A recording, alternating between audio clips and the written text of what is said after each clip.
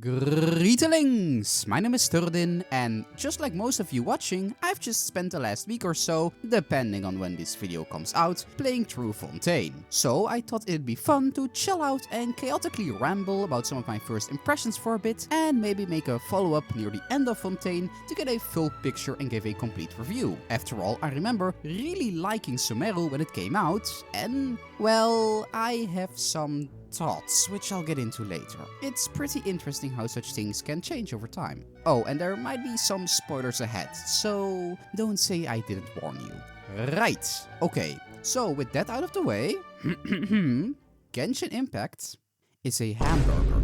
Actually, all games kind of are. You have the burger of story, the buns of gameplay, the lettuce of characters, you have cheese, tomato, bacon, ketchup, onions if you're weird, all lovingly prepared by a chef, aka a developer, for you, the consumer. And all these pieces come together to create something truly special. Sometimes tasty, sometimes not. Sometimes a little bit small, sometimes really filling. Maybe there are some ingredients you don't like. Maybe you love all of it. I think you get what I'm going for. However, while most games just serve you a burger and that's it, constantly updated games like Genshin are kind of more like a restaurant in this analogy, serving you new burgers every so often with their own tastes and appeals. Mondstadt was a little starter. Simple, not too ambitious, and there were a few cold fries in there, but enough to get you interested. Liyue was a regular burger, not the craziest in the world, but a stable enough choice to see what this restaurant is capable of and can offer you. Inazuma was a burger that looked really amazing from the outside, containing all your favorite ingredients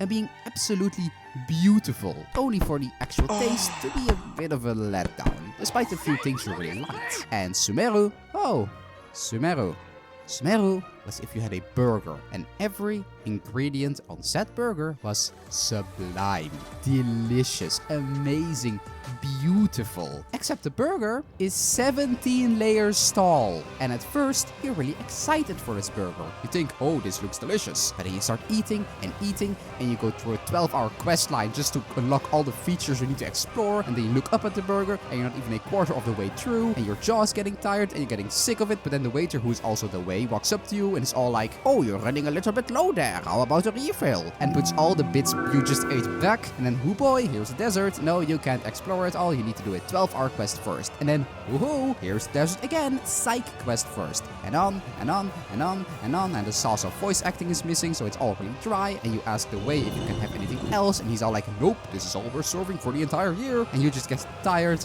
and bloated. And you leave.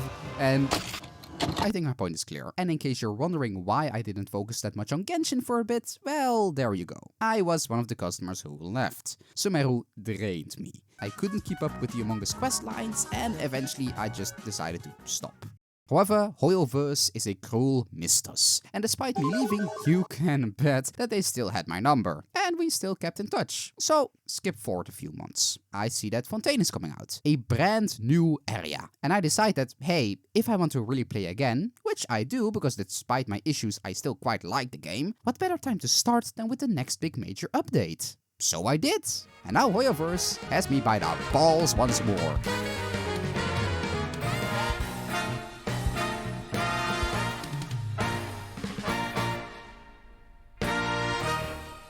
Fontaine is really good. It's, at time of speaking, a beautiful burger with bacon and that really delicious sauce I never know the name of, and cheddar, and it's just big enough where it's a good meal, but also still able to actually fit in your mouth, that tastes as nicely as it looks. The music, the writing, the voice acting, the exploration, the gameplay, the quests, it all goes perfectly together and creates a package that, while not perfect, is exactly what I've been waiting for, and it's a big step up from previous versions. Exemple 1. The characters. From the moment you arrive in Fontaine, you're greeted by these wonderful personalities that just ooze charisma. Furina, the Hydra Archon, might be my favorite Archon so far. Every second she's on screen is just entertaining as hell. And despite her theatrics, you can really see a surprisingly deep character behind the facade. There's a level of insecurity there that I find really interesting. And with how so many characters are openly talking about how while they do like her, they don't revere her, it's a very different dynamic from what we've seen with previous Archons. She also has an amazing voice actress. Toodaloo! Neuvillette too is already so fascinating because you have this big tough guy who acts all stoic and silent, but from several moments in the story and from some NPC speeches, you discover that he's actually such a massive soft boy who has trouble showing those emotions properly, which I love. Hashtag it's fine for guys to cry. And Linny and Lynette are just the icing on the cake. They have distinct personalities, a surprisingly dark backstory, and ties to a certain harbinger that I'm not interested in the slightest, that already make them shine brighter on my radar than most of the other nation-specific BFFs you recruit over the previous quests. Like, in my opinion, these two alone have better personalities than basically the entirety of Mondstadt. And talking about the quests, they really took me for a loop there. Like, I thought I had a pretty good inkling where the plot was going from the trailer and what to expect from Archon quests at this point, but you know, don't believe what you see and all that, and I sure as Shrug didn't see a courtroom murder mystery minigame coming.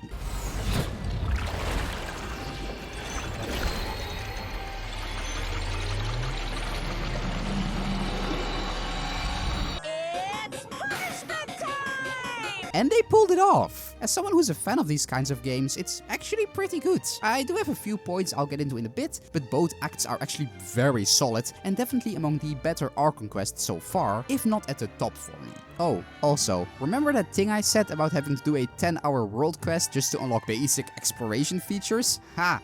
Nope. You can just go wild from the start. Go on, have a dive. You have some quest lines. Sure. And they do have plenty of interesting stuff to dive into, but they're not mandatory to be able to do any abilities or mechanics, and they're not a million quests long. They're as long as they need to be, and that's perfectly fine. No, but for real, you don't get how delighted I was to just be able to immediately dive and breathe in the water. After Sumeru, I was legitimately expecting to have to unlock that feature first. And on that note, underwater exploration is pretty dope. Combat might take some getting used to, sure, but being able to dive in and have this whole extra dimension of exploration really adds a lot to the feeling of the world. Oh, and also, otters. Look at these little guys.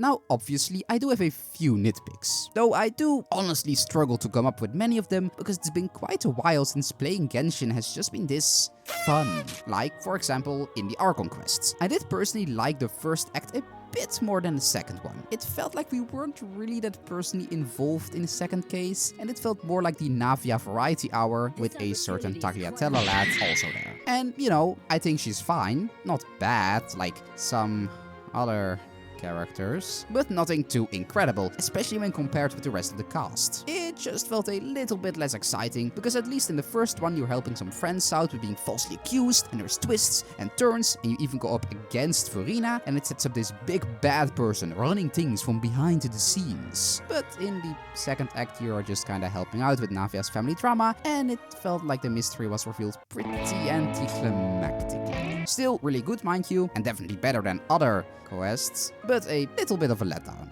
Oh, and as for my second nitpick, these bloody puzzles. I hate them. I just can't do them for some reason. It drives me up the wall. You only have a few tries, targeting is kinda crap if you're aiming below your character, and it feels like you need to stand in a pixel-perfect location to do them successfully. It's just ugh. Which also brings me to underwater combat in general. It doesn't bother me too much, and I don't think it's bad per se, but it can just be a little bit uneventful at times. Like, even in these semi-boss fights, you're usually just waiting for the enemy to do the thing that makes you able to damage them, and that's it. Not the worst thing, and I do think it can be fun at times. I just feel like it needs maybe a little extra something to spice it up a bit. But then again, I can also say that about Genshin's overall combat, so Once again, these are just nitpicks, and don't really take away from the overall experience. I'm obviously not a wizard, at least not that I publicly admit, so I don't know where Fontaine is gonna end up in a few months, but so far it's a definite step up in quality, and has me eagerly awaiting the next Arlecchino update. But that's all from me for today. I hope you like this slightly more chilled out style of video. Maybe I'll make more of these in the future, since while I do like talking about the lore, getting my thoughts and feelings out every so often isn't too bad either. Let me know in the comments below what you're thinking of Arlecchino, Fontaine so far. Like and subscribe if you feel like it, and I'll see you in the next one. Bye bye!